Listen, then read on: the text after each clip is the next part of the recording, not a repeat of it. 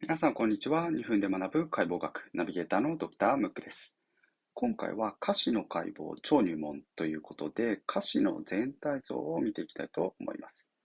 下肢は体幹から突出した4本の体肢のうち、下の方の2本の構造、その領域を指します。脊椎動物の進化の過程において、上肢は自由に、下肢はしっかりというのが、原則。このような構造へと進化していったので、下肢は体幹の軸骨格にしっかりと固定されているというのが特徴です。このように、仙骨と腸骨の間の仙腸関節ですね。および、これらの強靭な靭帯によって軸骨格に直接連結されているんですね。そして、下肢が接している他の領域は腹部、背部、そして栄陰です。骨を基準とした時の大まかな境界を見てみますと、まず前から見た時、この辺りというのが腹部と下肢の境界になります。次に後ろから見た時、このようなラインですね。このようなラインが背部と下肢の境界になります。そして下から見た時、下から見た時ですね。このようなあたりというのが下肢と栄陰の境界になります。そして下肢そのものは関節や骨、体表の目印に基づいて4つの大まかな区域に分けて理解できます。まず、臀部ですね。臀部。そして、大腿、下腿。最後、足ですね。はい。で、ここで言う足というのは漢字で言うとこちらの足。英語で言うとフットですね。この足というのは足首から先の部分を言います。で、足という言葉にはもう一つ漢字がありますよね。書いてみますと、こちらの足です。これは下肢全体のことを指します。英語で言うとローワーリムですね。同じ足でも漢字によって解剖学的には意味が変わってくるということにご注意ください。そして下肢について押さえておくべき主な構成要素は骨と関節、そして筋です。まず、臀部と大腿の骨は寛骨、こちら寛骨ですね、と大腿骨でありまして、これら2つの間にある大きな関節というのがこちら股関節ですね。大腿骨は遠位で脛骨と関節していまして、さらに前方で膝蓋骨とも関節しています。この部分が膝関節、膝関節ですね。で、下体には2本の骨があります。こちらが脛骨、こちらが腓骨になります。で、この脛骨と腓骨は、このように骨間膜によって連結されているんですね。この部分が骨間膜。そして足の骨というのは小さな骨とも含めてたくさんあるんですけども、大まかにグループ分けをしますと、足根骨、そして中足骨、先端の趾骨に分かれます。ポイントはですね、足の骨は平らじゃないっていうことなんです。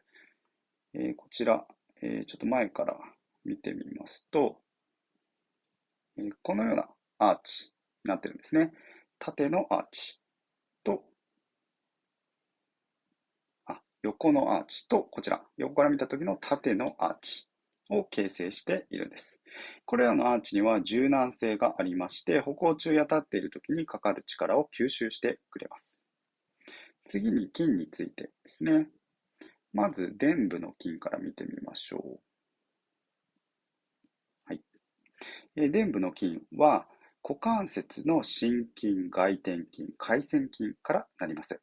心筋はこちら大臀筋ですね。で、外転筋はこちら中殿筋と小殿筋ですね。で、回旋筋はこのあたりのですね、異常筋や内閉鎖筋などの筋になります。これらの筋というのは大腿を動かす筋でありまして、さらに歩行中の骨盤の動きを制御する働きもあるんです。そして大腿と下腿の筋というのは筋膜、骨、靭帯によって3つの区画、コンパートメントに分かれるというのがポイントです。まず、大腿には、こちら前区画と内側区画と後ろ後区画があります。下体には、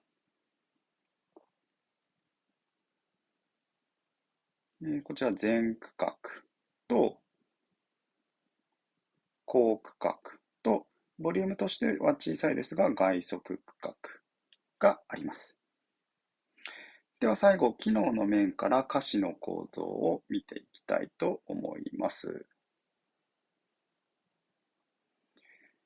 下肢には次の2つの機能があります。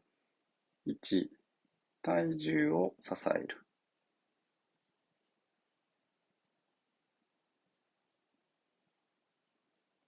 2、運動。